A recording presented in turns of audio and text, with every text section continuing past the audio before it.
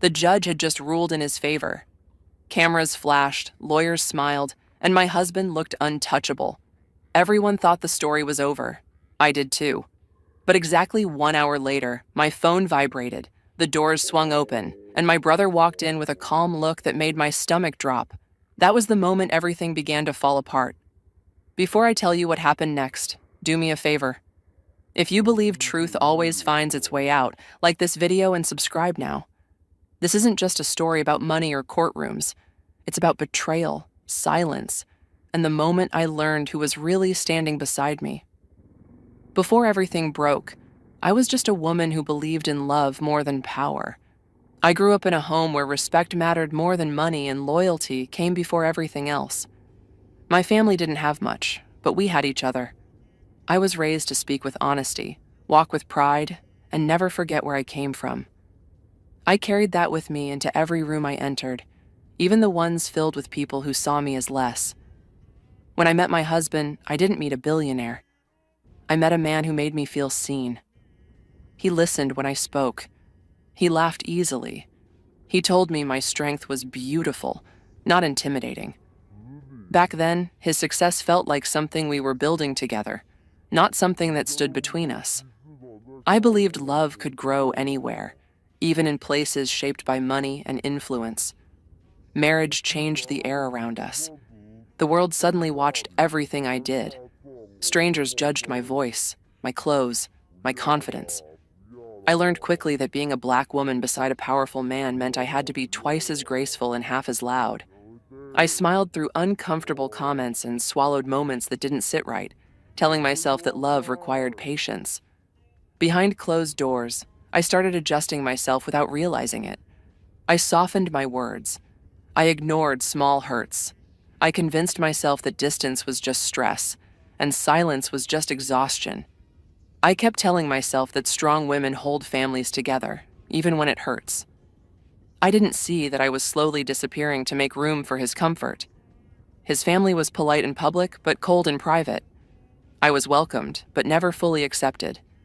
I felt it in the pauses, in the looks, in the way conversations shifted when I entered the room. Still, I stayed kind. I stayed loyal. I stayed hopeful.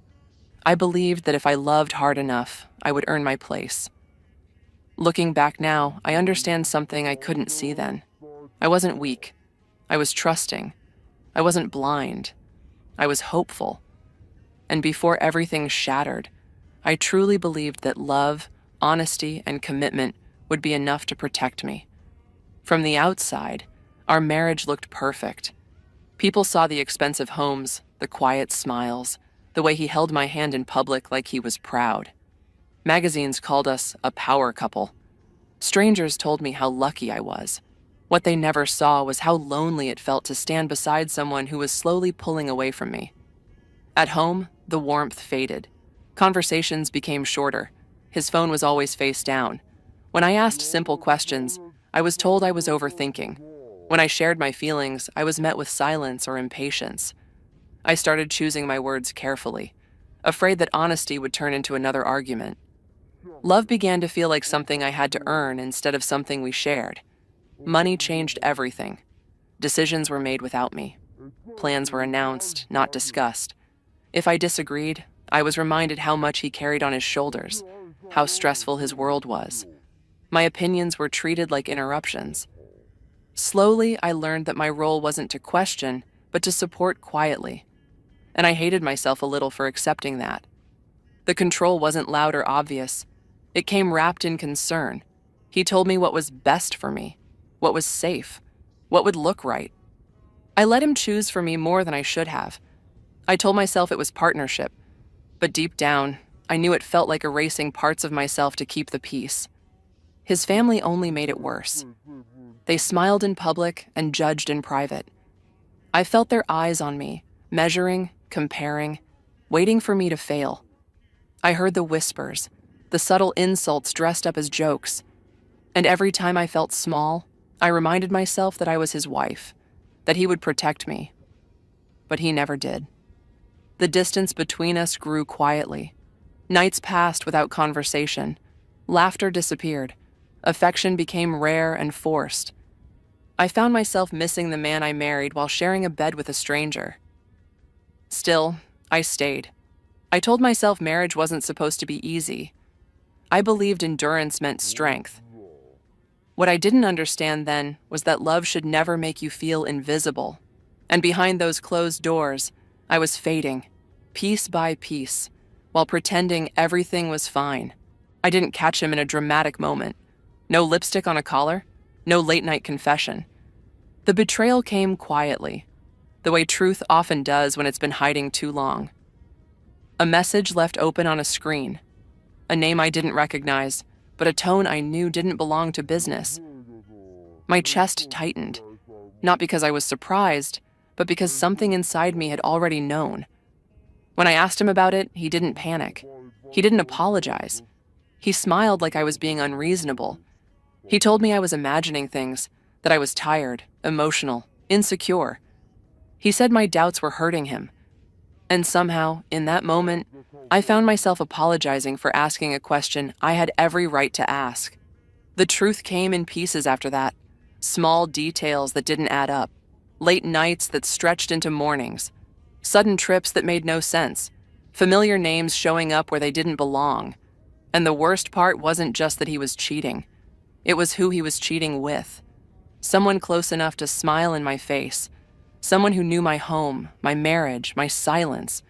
When I finally said the word out loud, cheating, he laughed. He called it a distraction. He said powerful men live differently. He told me I should be grateful for the life I had instead of questioning it. That was the moment something cracked inside me. Not loudly, just enough to let the truth in. His family closed ranks immediately. I became the problem, the difficult wife, the one who couldn't handle pressure. They said I was trying to ruin him. They said I was jealous. They said I should stay quiet and be smart. I watched people I had broken bread with turn their backs on me without hesitation. I stopped sleeping. I stopped trusting my own instincts. Every time I felt hurt, I wondered if I was overreacting. Every time I cried, I wiped my tears before anyone could see. I felt alone in a marriage that had become a performance, trapped between a lie and the fear of what would happen if I spoke the truth. That betrayal didn't just break my heart. It shattered the version of myself that believed love would protect me. And once the truth was out, there was no going back. He didn't wait for me to heal or even process what I'd discovered. He moved fast, the way powerful people do when they want control. Lawyers called before conversations could happen. Papers arrived before apologies ever could. Suddenly, I wasn't a wife questioning betrayal. I was an obstacle that needed to be managed. The case wasn't about truth. It was about image. His team painted him as the calm, successful man under attack, and me as the emotional woman trying to tear him down. Every feeling I expressed was labeled instability. Every question I asked was turned into accusation. I learned quickly that in rooms full of money, emotions are treated like weaknesses. He had the best attorneys. I had my voice and a few people who believed me. In court, facts were twisted gently, carefully, until they no longer sounded like lies. Documents appeared that I had never seen before. Decisions were explained in ways that made it seem like I had agreed all along. I sat there listening to strangers define my marriage while I barely recognized the story they were telling. What hurt most was how small they tried to make me feel. They questioned my memory, my intentions, even my character. They brought up moments from our private life and framed them to suggest I was unstable, ungrateful, difficult. I wanted to scream, but I stayed quiet. I had learned that silence was safer than reaction. His family filled the courtroom with confidence. They nodded at the right moments. They avoided my eyes. It was clear where loyalty lived. I realized then that love meant nothing once power was threatened. I was never fighting just one man. I was fighting a system built to protect him. I was warned to settle, advised to stay quiet, reminded of everything I could lose if I pushed too hard. They spoke to me like fear was supposed to save me. Some days, it almost worked. There were nights I cried until morning, wondering if telling the truth was worth the cost. But deep down, something refused to break. I knew what I had lived. I knew what I had seen. And even as the courtroom leaned against me, I held on to one quiet belief. Power could control the room, but it couldn't erase the truth. The day of the verdict arrived heavy and quiet, like the air before a storm. I remember sitting there, hands folded, listening to my heartbeat louder than every voice in the room. I told myself I was ready for whatever came next. But the truth is, nothing prepares you for the moment your life is decided by people who don't know your pain. When the decision was read, it didn't take long to understand what had happened. The words were polite, controlled, final. He had won. Not just the case, but the story. His lawyers smiled. His family relaxed. I felt something sink deep in my chest, a weight I wasn't sure I could carry. Cameras flashed as if nothing human had just been crushed. Reporters whispered his name like it meant something sacred. He stood tall, confident, already stepping into the role of the man who survived an attack. No one looked at me. And in that moment, I felt invisible in a way I never had before. I didn't cry. I didn't scream. I sat still, staring straight ahead, because I refused to give them the satisfaction of seeing me break. Inside, though, everything hurt.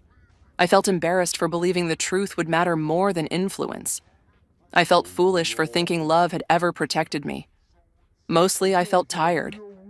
Tired of fighting, tired of explaining, tired of being misunderstood. As people filed out, congratulations filled the room. Laughter followed him like he had just accomplished something honorable. I gathered my things slowly, moving as if my body was heavier than before. Every step felt unreal, like I was walking through someone else's life. Outside, the world kept going. Cars passed, phones rang. Life didn't pause for my loss. I realized then how alone I truly was in that moment. I thought the battle was over. I thought this was the end of my story. What I didn't know was that endings don't always look like silence. Sometimes they look like calm before something far louder. And exactly 1 hour later, everything I thought was finished was about to change. 1 hour after the verdict, the world around him looked different. The tension was gone from his shoulders. He moved like a man who believed nothing could touch him anymore. People spoke more freely, laughed louder, and acted as if the truth had officially been buried. I stayed quiet, sitting in the same silence I had learned to survive in. I watched faces change once they thought the fight was over. Smiles became careless. Words became sharper. There was no need to pretend anymore. I heard things said about me that no one would have dared to say earlier. Jokes, dismissive comments, a quiet celebration of my defeat. It hurt, but it also opened my eyes. This was who they had always been. I felt small, but not broken. There was a strange calm inside me, the kind that comes when you've already lost everything you were afraid of losing. I stopped trying to explain myself. I stopped hoping someone would step in. I accepted that sometimes justice doesn't arrive when you ask for it. Then something shifted. I didn't hear anger or shouting. I felt it before I saw it. A change in the air. Conversations stalled mid-sentence. Eyes turned toward the door, and there he was, my brother. Calm, grounded, unrushed. The same look he used to have when we were kids and he knew something no one else did. He didn't greet anyone. He didn't raise his voice. He looked straight at me first, gave a small nod, and then turned his attention to the room. In that moment, I realized something important. He hadn't come to comfort me. He had come to finish something. My husband's confidence flickered just for a second. He tried to recover quickly, but I saw it. The certainty in his posture cracked. He asked what was going on, tried to keep control of the moment. My brother didn't answer right away. He set something down calmly, like time itself had slowed for him. No one understood yet, but I did. That quiet confidence told me everything I needed to know. The fight wasn't over. It had just changed direction. My brother finally spoke, and his voice was steady, not loud. He said he had stayed quiet on purpose, not because he didn't care, but because rushing truth into rooms like this only gives liars time to prepare. He looked at my husband and told him this wasn't about emotion anymore. It was about facts that had been hidden for a long time. He laid everything out slowly. Records that didn't match the story told in court. Agreements signed in secret. Money moved through places that were never mentioned. The kind of details you can't explain away with charm or confidence. I watched my husband's face change as each piece was revealed. The man who had just won everything was suddenly struggling to keep his balance. The affair was exposed next. Not rumors or screenshots, but dates, locations, and messages tied directly to decisions made during our marriage. The timeline spoke louder than any accusation ever could. It showed how carefully the truth had been managed, and how easily I had been painted as the problem while the real damage stayed hidden.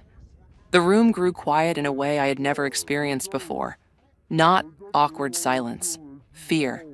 The kind that settles in when people realize the ground beneath them isn't solid anymore. Lawyers stopped whispering. Family members avoided each other's eyes. The celebration from earlier felt like a memory from another lifetime. My husband tried to interrupt, to regain control, but it didn't work. For the first time, he wasn't leading the conversation. He was reacting. Every question he asked only opened the door wider to what had been concealed. Every excuse sounded weaker than the last. I didn't say much. I didn't need to. Watching the truth stand on its own was enough. All the things I had been accused of, being dramatic, being bitter, being unstable, fell apart without me defending myself. The proof spoke for me in a language power understands. When my brother finished, he looked at me again. Not with pride, not with pity, but with quiet certainty. In that moment, I understood something I would never forget. Silence isn't weakness when it's backed by truth. And the man who thought he had won had no idea what losing really looked like. The shift was slow but undeniable. The same people who had laughed earlier now couldn't meet each other's eyes. Confidence drained from the room, replaced by tight smiles and nervous movements. My husband stood there, silent, trying to understand how control had slipped from his hands so quickly.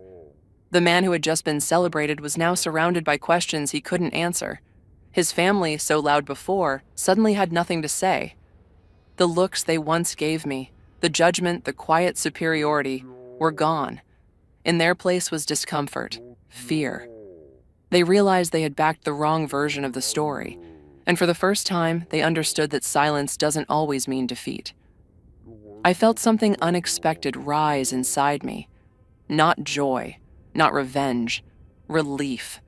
The kind that comes when you no longer have to prove your pain to anyone. I didn't need to raise my voice. I didn't need to accuse or explain. I simply spoke the truth I had carried alone for so long, calmly and clearly.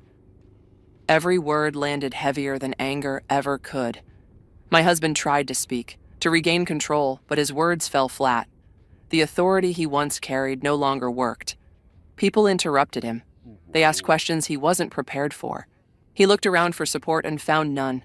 The power that once protected him had turned its back. I realized then how humiliation really works. It doesn't come from being exposed loudly. It comes from being seen clearly. The mask he had worn for so long was gone, and there was nothing impressive underneath it. Just a man who thought money could outpace truth. As for me, I stood taller without trying. The shame I had carried wasn't mine anymore. It never was. I saw myself reflected differently in the room, not as the woman who lost, but as the woman who endured. And endurance, I learned, is a form of strength no courtroom can take away. When it was over, there were no cheers, no celebration, just silence. But this time, the silence wasn't aimed at me. It followed him. And that was the moment I understood something deeply. The story they tried to write about me had collapsed, and in its place stood the truth, unapologetic, undeniable, and finally free. After everything settled, the noise slowly faded, but the consequences didn't. I won't go into details, but once truth is exposed, it doesn't disappear quietly. Questions followed, doors closed, deals paused. The image he worked so hard to protect began to crack in places no amount of money could repair. Reputation, I learned, is fragile when it's built on lies. As for me, I walked away without anger. I didn't chase revenge or wait for apologies that would never be sincere. I chose peace. For the first time in a long while, I felt light, free. Winning didn't mean watching him fall. It meant reclaiming myself without bitterness weighing me down. My brother never asked for credit. He never needed applause. His loyalty spoke louder than words ever could. He reminded me that real strength doesn't announce itself. It shows up quietly, stands firm, and leaves when the job is done.